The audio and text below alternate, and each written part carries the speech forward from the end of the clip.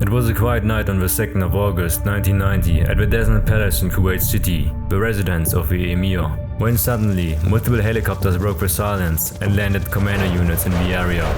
Immediately, a fierce firefight started with the palace guard.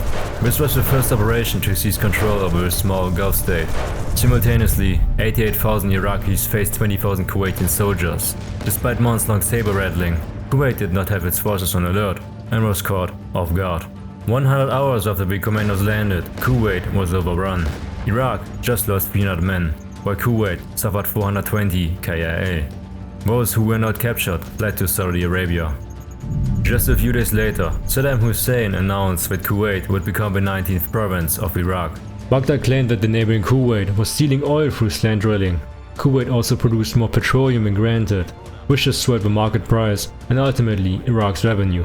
After 8 years of war with Iran, Iraq was bankrupt. During the war, the small nation incurred more than $130 billion in debt. The international community condemned the invasion and brought economic sanctions against Iraq into play. Following the conquest of Kuwait, Saddam was also within striking distance to the Saudi oil fields, the greatest oil reserves in the world. Whoever controls those oil fields would also have a majority of the world at his mercy. It was never really clear if Saddam intended to strike. If so, Iraq would have turned into the world's most powerful oil supplier. Everyone would have to get in line just to get their hands on the black gold. Just the prospect alone was something that was unacceptable for a lot of countries. A coalition of 35 nations under US guidance eventually reached a strength of 1 million men. On the 29th of November 1990, the UN Security Council demanded a withdrawal from Kuwaiti territory until the 15th January 1991. The deadline passed, but no demands were met. On the following day, the Cold War turned hot.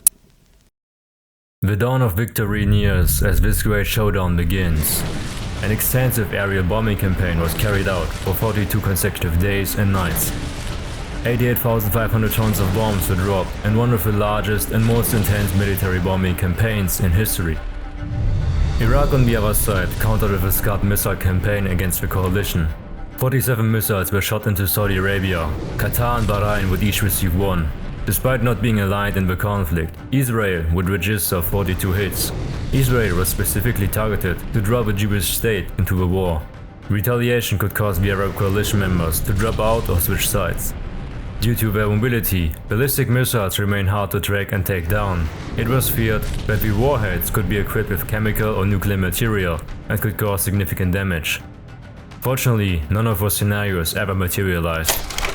On the 29th of January 1991, the first major ground engagement took place when 3 Iraqi armored and mechanized divisions assaulted the Saudi Arabian city of Khafji. The initial response consisted of heavy airstrikes followed by a coalition ground assault that encircled the city. Resistance was futile and most Iraqis surrendered. In just 3 days, the Iraqi incursion was finished. We had sustained more punishment from Allied air power in 30 minutes at Khafji than in 8 years of fighting against Iran.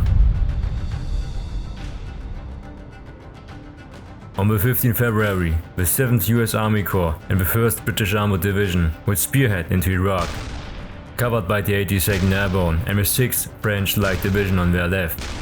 On their right side, a joint task force of Egyptian, Saudi, Kuwaiti and US Marines would move into Kuwait. After a series of small engagements, the 7th Army Corps would engage in the largest tank battle of the war. On their way to Objective Norfolk, they would be met by entrenched armored Iraqi forces. During the offensive, the coalition forces would obliterate the Iraqi counterparts. By the end of the operation on the 28th of February, more than 3,000 tanks, 2,000 APCs, 2,200 artillery pieces, 110 aircraft and 19 ships would have been destroyed, while the coalition would suffer minimal losses. The Iraqi army barely existed anymore. During the retreat, the Iraqi forces set fire to over 700 of Kuwait's oil wells and effectively destroyed their economy. The retreating convoy along the Highway 80 from Kuwait to Basra, Iraq was brought to halt by mines.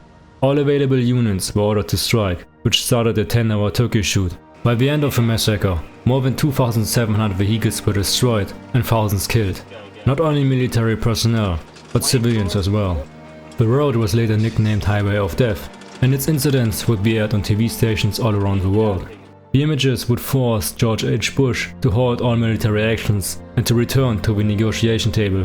Throughout the 7 weeks, the coalition suffered 292 casualties and 1,200 wounded. Minor vehicle and equipment losses were recorded. Iraq fielded 650,000 men and lost up to 50,000 in combat. 75,000 were wounded, 80,000 captures, 3,300 tanks destroyed, 2,100 APCs and 2,200 artillery pieces were lost. Iraq had to pay billions in war reparations, while the UN enforced import and export bans onto the countries for years to come.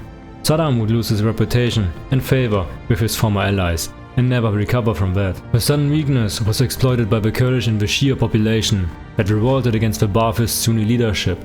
Despite the one month-long uprising, it displaced nearly 2 million people and killed at least 30,000 men, and ended in a crushing defeat for the rebels. Iraq has been defeated, Saddam has been humiliated, and the score has been settled. Peace would be the logical consequence, right? No, unfortunately not. It was just a break, a prelude to the terror of the Iraq War and the rise of Daesh.